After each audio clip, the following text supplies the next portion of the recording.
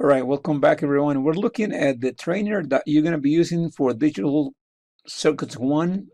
This is the ProtoBoard PV503 from Global Specialties.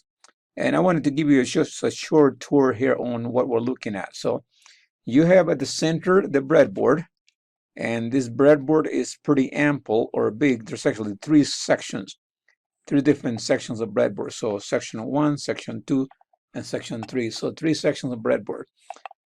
You should have a feel for how these are used. But anyways, part of the reason of this short video is to get you a little tour on this. Okay, so the upper left hand corner has the switch to turn this thing on and off, right?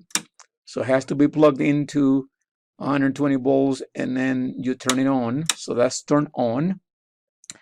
Going clockwise, you have at the upper part two knobs, and these knobs are to make adjustments to the voltage. You can go positive or negative. That's for adjustments, that knob on top. Then you have the post or the terminals. Right here is where you're going to get your different voltages. The red one is fixed 5 volts. The yellow one is a graduation scale between 1.4 and 15 volts. And then the blue one is negative voltage 1.3 to minus 15. And then, of course, you have ground right here. So those are important. Then you have CMOS logic indicators. You actually can fit signals in here. And based on the signal where low or high, these LEDs will light up. We're not going to be using that particular part, but just so you know. Then we have the 8 ohm speaker. Then we have a BNC connector. There's also down here single pole double throw switches. So there's two of those. All right, we'll learn how to use them at some point. And then you have a couple of variable resistors in here that you can adjust the output of these variable resistors or potentiometers as they're known. And then you have logic switches in here. That's one way to feed in signals into a chip. And then back again, we have another BNC connector, just like the other one. We also have a couple of debounce push buttons. These are good to input any signal. And then you have a function generator signal, which again, we're not going to be using this too much. But you have three functions. You can generate a sine wave, a triangular wave, and a square wave. And you can adjust here the amplitude, how big the signal is going to be, and then you can adjust the frequency. And then you can change between kilohertz and hertz, and there's a little scale right here. So that's in a nutshell what our proto board is going to be. Now, I will explain also here that we want 5 volts for a particular circuit, right? That is what we need, 5 volts. I also have here a number of the logic gates we have studied, which I'm going to pick up one to get you started on lab number 1, which is not or and not. Sorry, not or and. So we're going to be looking at this in a little bit, but I'll show you how you actually feed power into this thing and on the next video. So stay watching. Thank you. Okay, here we go again. So we are back, and I've been talking about the protoboard training we're going to be using. So I have a little setup for you here, and what I'm about to demonstrate to you is what you should be doing when you start working on your projects and your labs. I had a little bit of trouble with this trainer. Essentially, what you're going to have is you're going to have this fixed 5 volt source that you're going to distribute on your breadboard, but because this particular trainer is not outputting 5 volts, I'm using the adjustable power supply, which is the yellow one, right? This one adjusts anywhere between 1.3 and 15 volts. So I have adjusted that about 1/3 of the way, which is 5 volts. So I'm getting 5 volts. How do I know I'm getting 5 volts? Well, I have a logic probe here with me in my hand. Notice that I also have this logic probe connected both to the negative and the positive lead of my power supply. And this is probably what you want to do to start with. So I'm going to test out and make sure that I got a high, and there's a high right there, right? And I got a low, means the power supply is output in the correct voltage.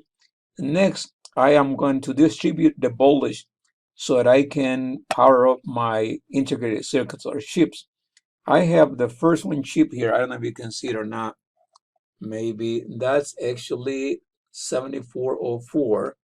The camera doesn't have that resolution, but this guy right here in front, it's my 7404. We should recall that is the inverter, right? That's an inverter, and there's actually 6 inverters on that IC. I'm going to provide you the specs so you know what they are, but that particular IC is the inverter. So I'm going to check voltage into my IC inverter. So let's see, on pin 14 there should be power, right there on pin 14. On pin number 7 there should be ground. So let's see if I can turn around. So there is pin 7, ground, right? So ground and power on pin number 1. So we know that we have power, and we know that we also have ground. I have done the power distribution for all my chips. All the ICs 74 LS or whatever family are powered via pin number 1. I'm going to check the second IC. There's power. The third IC, there's power, right? So they're powered right on pin number 14. The way you read this is you have a notch here on top, and then you start reading from this side, that's pin number 1, down to pin number 7, and then you go around counterclockwise, that will be pin 8, and that'll be pin 14. So 1, 7, 8, and 14. That's the same pin reading for all ICs. And so I have checked for power, and it looks like I got power on all my ICs that I'm about to do some experimentation with. They're also well grounded. A faulty power, oops, there we go, ground, ground, and ground. So ground at pin 7 and power at pin 14. So a faulty circuit is going to give you trouble, right? And so you should be aware of that so that you do proper connections. I'll be right back with the next video here just a little bit, okay?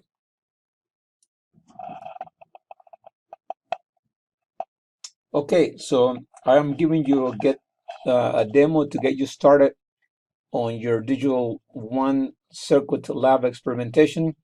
And in our previous video, we show you how we have powered up all the chips, the integrated circuits, so that we know that they're correctly powered up. And so one more time, these are usually 14 pins. Pin 7 is ground, and pin 8, it is power supply. And the way you read them, you start on the upper left hand side, that's pin 1, all the way down to pin 7, and then on the other side that'll be pin 8, and then all the way up that'll be pin 14. So you read the pin numbers on the ICs counterclockwise, and we already checked that they're properly powered up on our previous video. What I'm about to do is I'm about to show you here that based on the schematic of 7404, that's the inverter, we have 6 inverters on that IC, and you can see that, one more time, ground is 7 and power supply is 14. So I'm about to check what signals we have in pins 1 and 2, 3 and 4, 5 and 6, and so on and so forth with the Logic Pro. So I'm going to check pin 1, see what's going on in pin 1, and there's nothing going on in pin 1, right? Nothing going on in pin 1. There's a low in pin 2, right? So that's the defaulted value. Nothing on pin 3. There's a low on pin 4. Okay. But let's just change the status of those pins. I'm looking at 7404. That's the inverter. I'm going to change. I'm going to make it high. In other words, I'm going to feed a 1 into pin 1.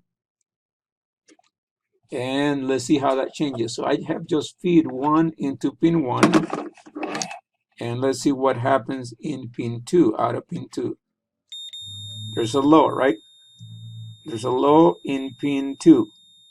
All right, and that will be the same if we do that test on all the input ports of that inverter, because according to the schematic, right, whatever goes into the input pin, it'll be inverted in the output pin. All right, so let's change here the status of this guy to ground, right, or 0. And as I do that, you would expect that there should be a high on the output of that inverter. And as we test this out, exactly that happened, right? You can see that there's a high, right? There's a low at the input and there's a high at the output. So the camera is not heavily, high resolution cameras. I'm sorry if you're not seeing well, but I'm inputting 0 in pin 1 and I'm getting high in pin 2, which is what's supposed to be. So that's the inverter, right? We're gonna jump into and do the next one, which is 7808. That 7808, it is our AND gate. So I think I'm going to stop here and do that on a different video. So I'll be right back. Okay, so here we go again. I don't know how good of a job I'm doing here because I'm holding the camera myself. But the point being made here, we're getting you started on this Digital Circuits 1 lab. And I already checked the first IC, right? We already checked this 7404, which is the inverter. I'm about to check this 17408, which is the quad AND gate, 2-input AND gate. So that's what we have. And observe that I already have powered up that. So let's just put a couple of signals. I'm going to test just for the right condition. So I have 1 and 1 on pins 1 and 2, right? 1 and 1 on pins 1 and 2. And so the output, according to the schematic of the first gate, it's on pin number 3, right? So pin 1 and 2 are the input, and pin 3 is the output for the first gate. For the second gate, pin 4 and 5 are the inputs, and pin 6 is the output. So let's do a quick check for the first gate. And I have already input 1 and 1, right? So if A and B are 1, then the output is going to be 1. And it is, right? It is blinking a little bit, but it is 1. There you go. Okay. Now, any combination of 0, 1, 1, 0, or 0, 0 on this gate will be low. And let's check that out. So we can do that. So I'm going to feed ground signals from anywhere I can find a ground into that circuit. So I'm going to have 0, 0, and 1, right? That's 0 and 1. I should expect a 0 at the output of pin number 3, and it is, right? Low. And so I'm going to put another low signal, and I'm just getting low signals from anywhere here I can find them, right? Okay, so there we go. So I have low and low on pins 1 and 2, which I expect another low on pin 3, right? There it is. Okay, what about if we do another gate, such as the second gate, which is pins 4 and 5, where 6 is the output. I'm going to go ahead and move to pins 4